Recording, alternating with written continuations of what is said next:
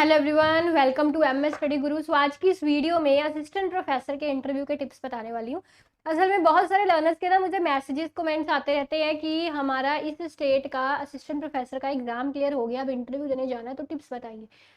तो इसलिए मैंने ये वीडियो बनाने का फैसला किया। अगर आप नए आए हैं चैनल पर तो सब्सक्राइब जरूर कर लीजिएगा और पूरी जानकारी लेने के लिए वीडियो को एंड तक देखिएगा। डिस्क्रिप्शन में सारी डिटेल्स दी गई हैं, मेरी टेलीग्राम चैनल का लिंक दिया गया है, प्लस कोर्सेज की डिटेल दी गई है और मेरी बेस्ट सेलिंग बुक का लिंक भी दिया गया है। So let's start. देखिए, जो असिस्टेंट प्रोफेसर का इंटरव्यू, इसमें दो चीज़ों की ज़रूरत है आपको। एक तो आपकी सब्जेक्टिव नॉलेज है ना, और दूसरी एक और चीज़ की ज़रूरत है। I will tell you.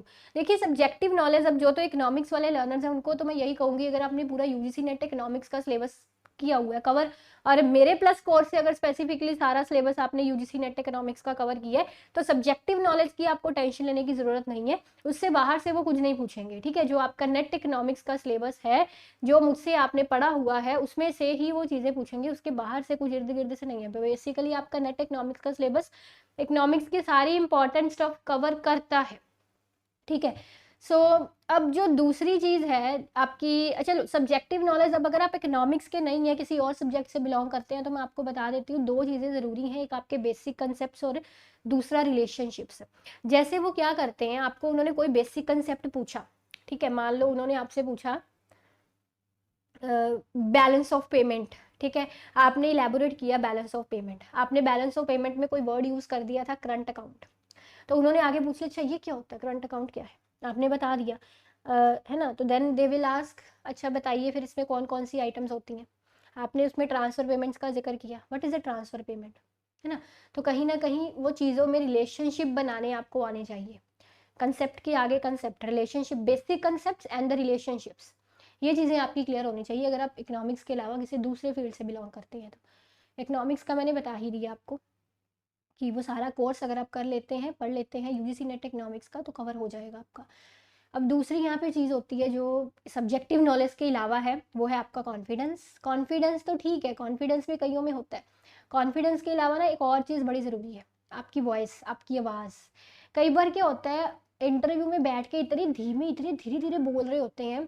अब इंटरव्यूअर के मन में तो आएगा, देखिए साफ साफ, कि ये मुझे नहीं, इनकी आवाज़ सुन रही, कल को 100 बच्चे को पढ़ाएंगे इतनी बड़ी क्लास में, लेक्चर हॉल में, तो बच्चे इनको कैसे सुन पाएंगे, है ना। तो कहीं ना कहीं आपके वॉइस में वो चीज़ होनी चाहिए, क्योंकि असिस्टेंट प्रोफेसर बनने जा रहे हो, इतने बच्चों को आपको पढ़ाना है। अब ये सिर्फ 4-5 जो आपके सामने पैनल बैठा हुआ है, 4-5 जनों का, उनके सामने ही आप नर्वस हो जा रहे हो, उनके सामने ही आपकी आवाज़ बैठी जा रही है, लाउडली नहीं बोल पा रहे, तो कल को पूरी क्लास के सामने आपको पढ़ाना है, उनके सामने बोलना है ना।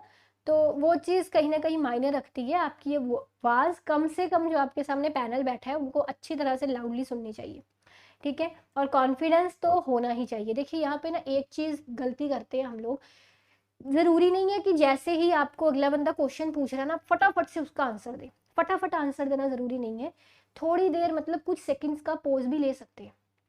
आप ऐसा भी बोल सकते हैं, just I want 2 seconds to think about it, है ना, या I want a few seconds to think about it, मतलब थोड़ा सा इसके बारे में सोचना है मुझे। तो कुछ थोड़ा सा छोटा सा पॉज लेके भी आप बोल दीजिए, कोई दिक्कत नहीं है, ठीक है।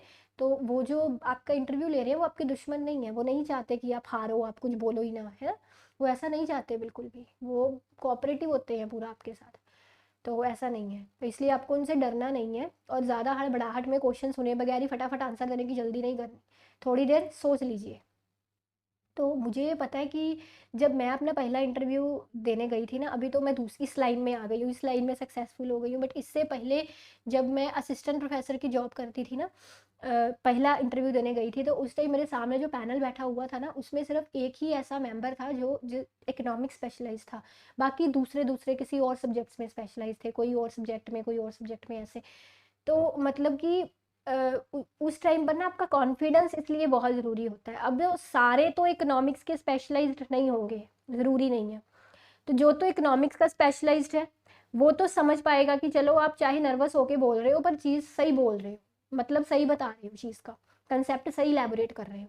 बट जो दूसरे हैं, जो आपके सब्जेक्ट को नहीं जानते, उनको तो यही नज़र आएगा भी, ये तो कॉन्फिडेंट ही नहीं है इतना, मतलब नर्वस होके बोल रहा है।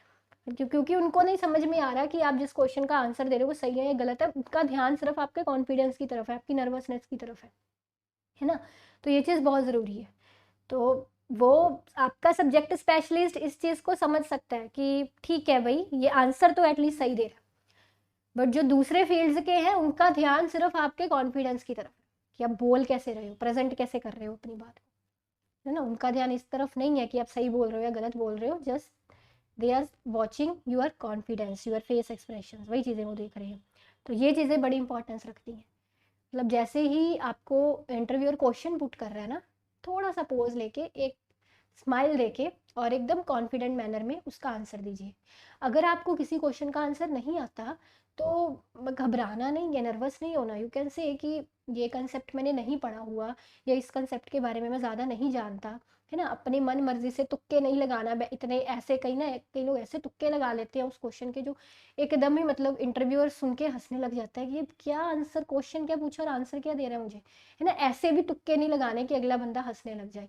तो नहीं, अगर बिल्कुल भी ज़ीरो नॉलेज है उस चीज़ के बारे में, बिल्कुल भी नहीं जानते जो उन्होंने पूछी है, यू कैन से कि मैंने नहीं पढ़ा इसके बारे में, बजाय कि ऐसे तुक्के लगाने के जिस पर अगला बंदा हंस पड़े। तो you can say that thing, कोई चक्कर नहीं है।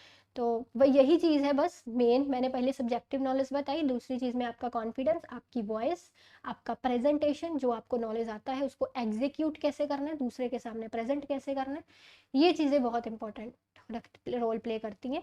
मन में बैठा के जाइएगा इंटरव्यू देने कि कल को आपको असिस्टेंट प्रोफेसर बनना है, तो वो जो पैनल बैठा है वो आप में पूरा जज कर रहा है ये चीज़ को कि क्या आप असिस्टेंट प्रोफेसर बनने के काबिल हो, क्या कल को आप इतने बच्चों को समझा सकते हो आराम से चीज़ों को। वो बच्चा कोई डाउट पूछ रहा है आपसे तो आप कंफ्यूज तो नहीं हो रहे उस चीज़ को लेकर, है ना।